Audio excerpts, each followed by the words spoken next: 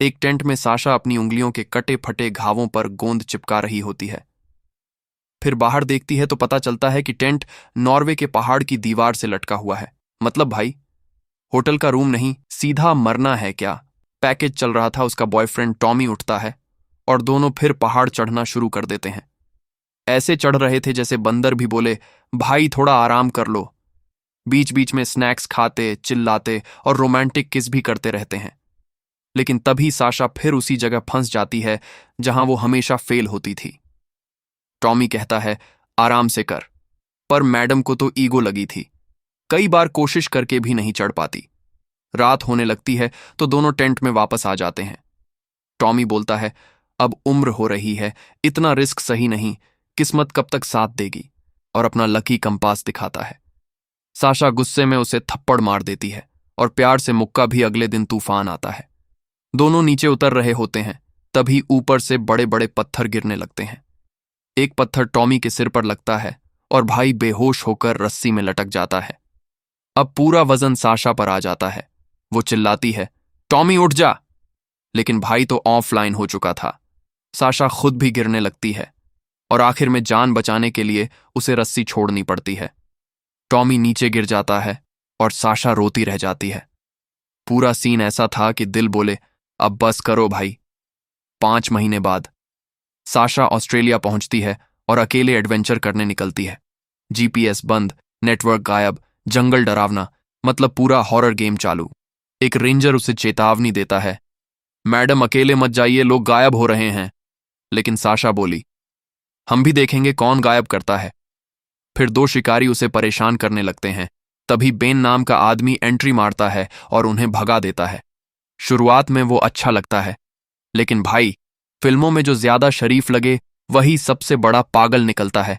Ben उसे एक जगह जाने का रास्ता बताता है और साशा जंगल में निकल पड़ती है। रात में वही शिकारी फिर आ जाते हैं। उनका कुत्ता भौंकता रहता है और साशा सोचती है, मेरी जिंदगी में चैन नाम की चीज क्यों नहीं है। अगले दिन वो नदी में कयाक चलाती हुई आगे बढ़ती है। सब बढ़िया चल रहा होता है, तभी उसे पेड़ों पर गायब लोगों की चीजें लटकी मिलती हैं। अब कोई भी समझदार इंसान भाग जाता, पर हमारी मैडम बोली, इंटरेस्टिंग। रात को उसका सामान चोरी हो जाता है। फिर उसे बेन मिलता है जो बोलता है, अरे मैं तो मदद करने आया था। साशा उसके साथ बैठकर मछली खाती है, बातें करती है। लेकिन धीरे धीरे बेन अजीब हरकतें करने लगता है। फिर पता चलता है कि उसी ने उसका सामान चुराया था। इसके बाद भाई अपना असली गेम शुरू करता है। वो म्यूजिक ऑन करता है और बोलता है, गाना खत्म होने तक जितना भाग सकती हो भाग लो। मतलब पबजी का रेड जोन चालू। साशा जान बचाकर भागती है। बेन पीछे से क्रॉसबो लेकर शिकार की तरह उसका पीछा करता है। लड़की नदी में गिरती है, जंगल में भागती है, तीरों से बचती है। पूरा फार क्राई चल रहा था। फिर पता चलता है कि बेन सिर्फ किडनैपर नहीं, पूरा पागल नरभक्षी कैनिबल है। उसकी गुफा में लाशें टंगी होती हैं और भाई इंसानों का बीफ जर्की बनाकर बेचता था। साशा डर जाती है और भागने की कोशिश करती है। बेन उसे पकड़कर लटका देता है और बोलता है, तुम भी हमेशा मेरे साथ रहोगी। साशा सोचती है, हे भगवान, ये तो बिग बॉस का सबसे खतरनाक कंटेस्टेंट निकला। फिर दोनों नदी में गिरते हैं। बेन का पैर टूट जाता है। दोनों फंसे रहते हैं और पहली बार आराम से बात करते हैं। साशा रोते हुए टॉमी की मौत का सच बताती है कि उसने उसे बचाने के लिए रस्सी छोड़ी थी और आज तक खुद को दोष देती है। अब बाहर निकलने का एक ही रास्ता था, पहाड़ चढ़ना। बेन बोलता है, पागल हो क्या। साशा, भाई तेरे पैर में इन्फेक्शन है, नहीं चढ़े तो तू वैसे भी गया। फिर दोनों चढ़ाई शुरू करते हैं। साशा नंगे पैर पहाड़ चढ़ती है जैसे स्पाइडरमैन की बहन हो। आखिर में वो बेन को धोखा देकर रस्सी खोल देती है और भाई सीधे नीचे गिर जाता है। Game over. साशा बिना किसी रस्सी के अकेले चढ़ती रहती है।